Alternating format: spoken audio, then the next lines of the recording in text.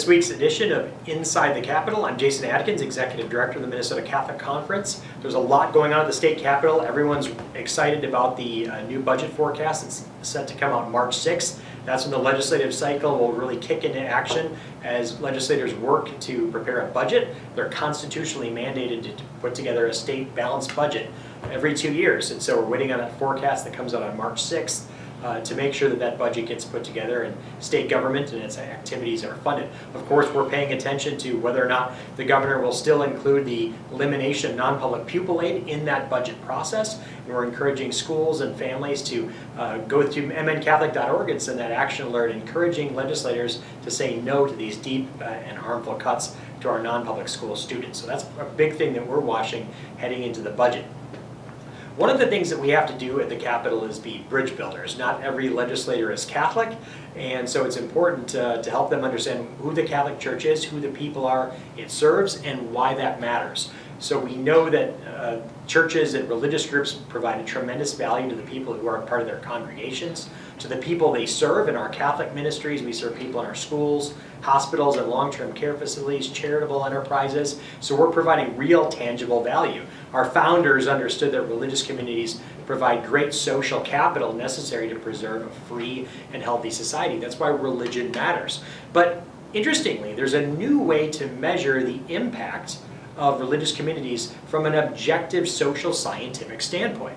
And we were excited to partner with some scholars at the University of Colorado Springs to develop this new report. It's called Fruits of the Vine, the Economic Impact of the Catholic Church in Minnesota. And through new social science research methods, we're able to measure, basically, kind of like they measure GDP, the total cost of the goods and services produced by Catholic entities, including parishes, in Minnesota. And it's not just the expenditures that we make on the people who we employ, but also the value in terms of the services that we provide.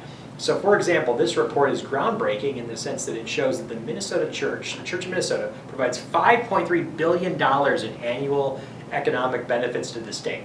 Think about that, $5.3 billion in value. That's as much as any of our biggest economic drivers, such as the University of Minnesota or the Mayo Clinic.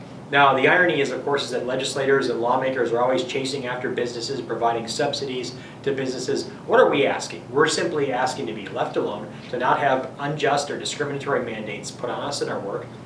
We're simply protecting the freedom to serve. So oftentimes we're going, well, we got to tax the churches. Well, interestingly, that's short-sighted, it's penny-wise, and it's dollar-foolish, because actually church ministries save taxpayers bundles of money. Think about it this way.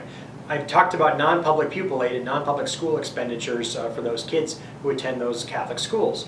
Well, if the non-public education sector, were to close and all those students were to go to public schools, it would cost the state alone about $500 million annually, not including the cost to local governments of educating those students. So we save the state tremendous amounts of money and value by the people who we serve, not just in our schools, but in our charitable ministries, the social capital that we provide, the services that we provide. You can measure those things economically and then compare them vis-a-vis what the state spends, for example, on human services, poverty outreach, etc.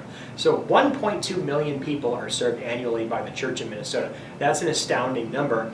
And again, just from schooling alone, there's an annual economic footprint of $1.4 billion through Catholic education services, pre-K through college.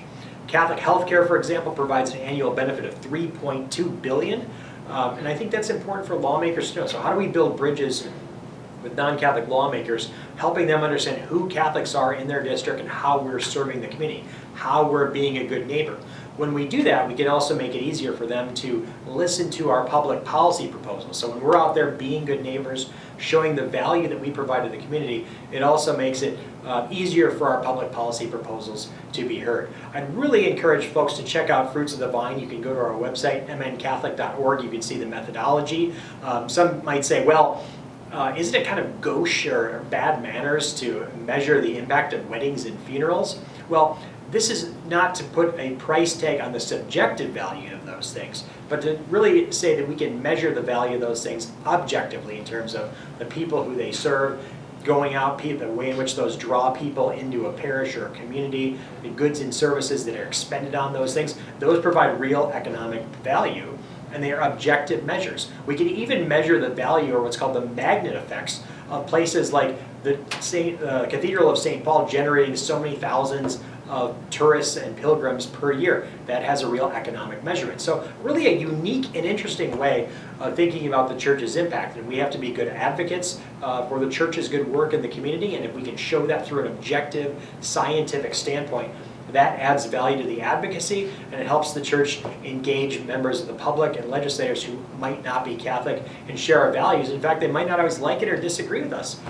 many times, but again, showing them the value, irrespective of their views about the church from a purely objective and scientific standpoint, is a real value add. So we got to put tools in our toolboxes. We have to be good advocates for the good work that the church is doing in the community and in the public square. Again, you can find Fruits of the Vine at mncatholic.org. And feel free to share that report with your friends, with your neighbors, and use it as a tool of good apologetics in terms of how the church is serving the community.